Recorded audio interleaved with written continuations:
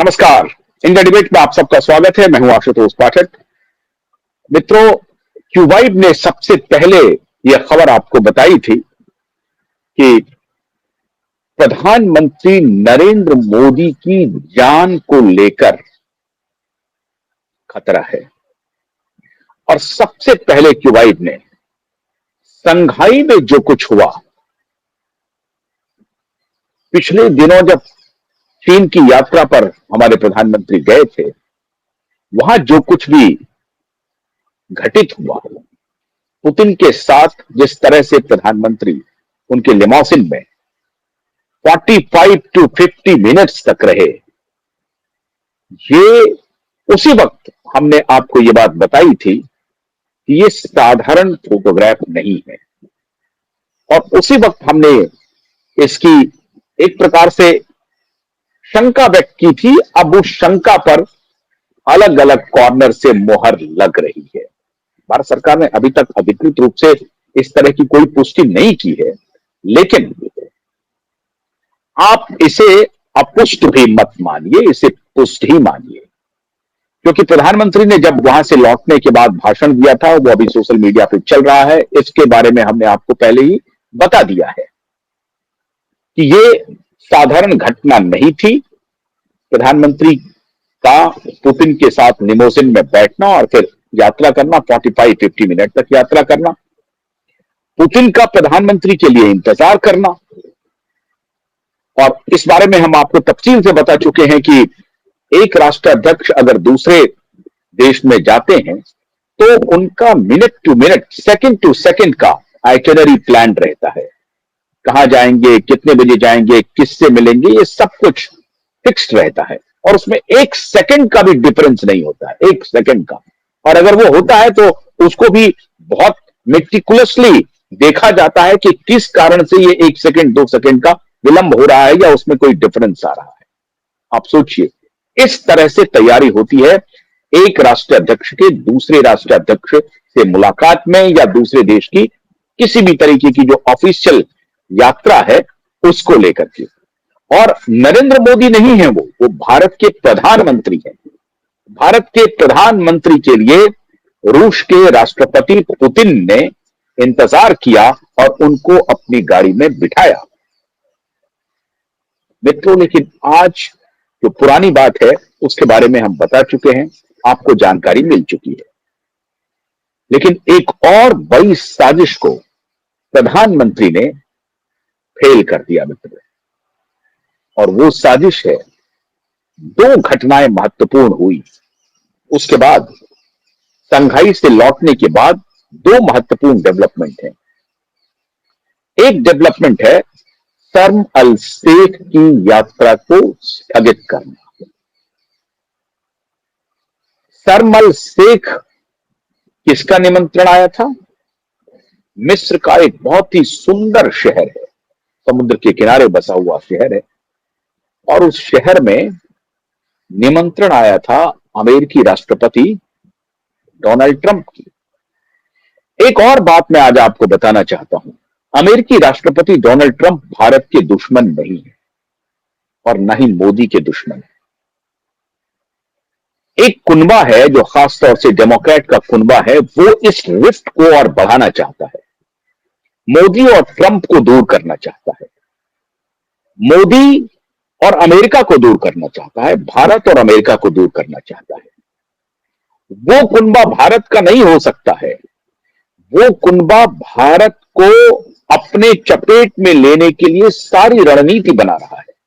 वो कहीं से भी भारत के साथ खड़ा हुआ नहीं है मित्रों, कहीं से भी नहीं। आप ये गांठ बांध लीजिए। तो डोनाल्ड ट्रंप मोदी के खिलाफ है? बिल्कुल नहीं। और डोनाल्ड ट्रंप भारत के भी खिलाफ है? ऐसा भी नहीं है।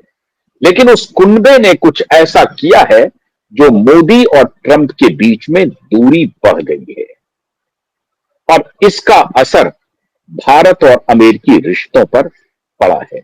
और इसमें मैं समझता हूं कि कहीं कुछ कैलकुलेशन में कुछ गड़बड़ी हो गई प्रधानमंत्री मोदी से भी। अब हालांकि वो कैलकुलेशन वो इतना बहुत बड़ा नहीं है जिसकी वजह से इनके और उनके बीच में रिश्ते कठोर बने। लेकिन एक कुनबा जिसको मैं बार बार कहता हूं, ये जो डेमोक्रेटिक कुनबा है, ये लगातार भारत और अमेरिका के रिश्तों को तोड़ने की पूरी साजिश कर रहा है कि ये और टूट जाए। और इस बीच में बहुत सारी प्लानिंग हो रही है। इसमें डीप स्टेट पूरी तरह से अपना खेल कर रहा है। ट्रंप ट्रंप कुछ भी नहीं है। ट्रंप के पीछे अमेरिकी डीप स्टेट, और उस डीप स्टेट में मोटे तौर पर डेमोक्रेट की बहुत बड़ी दखल है। ट्रंप चाह के भी उस डीप स्टेट से खुद को बाहर नहीं निकाल पा रहा है। एक तो ट्रंप अब गलती कर चुके हैं और बार बार कर रहे हैं। अब शायद ट्रंप को यह लगने लगा है कि भारत के साथ रिश्ते को बिगाड़ना ठीक नहीं होगा, और प्रधानमंत्री मोदी जिनके साथ हमारा अच्छा रिश्ता था, उस रिश्ते को खटाई में डालना भी अनुचित होगा। ये ट्रंप को आहिस्ता आहिस्ता इस बात का एहसास हो रहा है। इसीलिए वो बार बार ट्रंप साहब कह रहे हैं कि Modi is my biggest friend, India के साथ हमारा बढ़िया संबंध है। वो बार बार हर जगह पर, हर फोरम पे वो बोलते हैं। अब देखिए, शर्म अल शेख जाने के लिए न्योता आया और वो ट्रंप का निमंत्रण था। शर्म अल शेख में क्या बात हो रही थी?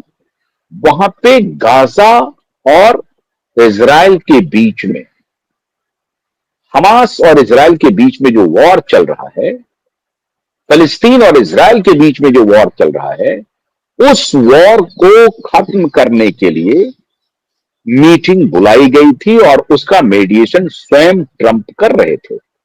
खामखा आपने भारत को क्यों न्योता दिया?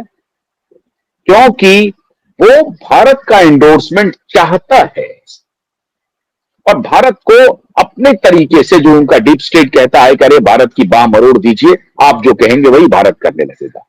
इस बार वैसा हो नहीं रहा है। इस बार मोदी को देर से ही सही डेमोक्रेटिक कुनबे की वो सारी साजिश समझ में आ गई है, और ट्रंप का बचपना भी समझ में आया है। तो मोदी ट्रंप को, अभी जब मोदी के बर्थडे पे ट्रंप ने बर्थडे विश किया, तो मोदी ने बहुत ही सधे हुए अंदाज में रेसिप्रोकेट किया, और उन्होंने शुक्रिया अदा किया अमेरिकी राष्ट्रपति का, और उन्हें भी बधाई दी कि आपने मुझे जो शुभकामनाएं दी हैं उसके लिए आभार भी व्यक्त किया, और इन्होंने भी किया, माय फ्रेंड ट्रंप साहब। तो ये दोस्ताना रेसिप्रोकेट किया गया मोदी के भी तरफ से। उन्होंने शुभकामनाएं दी तो मोदी ने भी अपनी तरफ से आभार व्यक्त किया। लेकिन शर्म अल शेख क्यों बुलाया जा रहा था?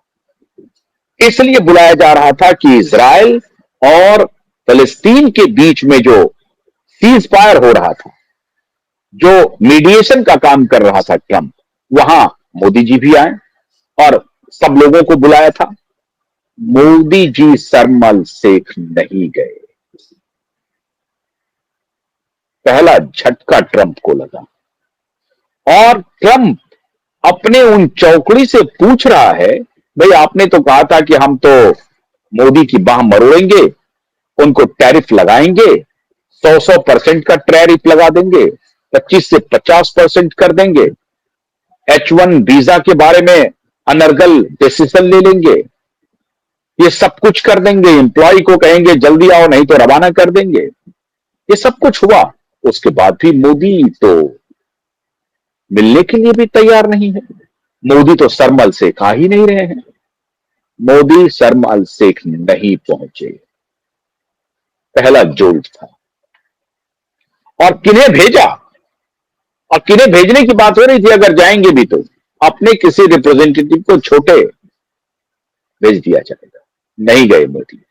और वहां क्या क्या हुआ? वहां पाकिस्तान के प्रधानमंत्री शहबाज शरीफ की जो नौटंकी थी वो देखने लायक थी। बिछ गया शहबाज शरीफ ट्रंप की कदमों में, तारीफों के पुल बांध दिए, कहा कि ये तो शांति के मसीहा हैं, शांति का नया अवतार है डोनाल्ड ट्रंप। उन्होंने कहा कि भारत और पाकिस्तान में भी जो सीज फायर हुआ वो ट्रंप की वजह से हुआ। अब आपको समझ में आ रही है ट्रंप को किसने मिसगाइड किया? मिसगाइड किसने किया, और इसीलिए अमेरिकी डीप स्टेट का पूरा हाथ है पुलवामा अटैक में। उस वक्त पुलवामा में भी, और अभी जो नया अटैक हुआ था उस पर भी ये डीप स्टेट डीस्टेबलाइज करना चाहता है। अभी डीप स्टेट की एक और कहानी सुन लीजिए। सबसे बड़ी बात है,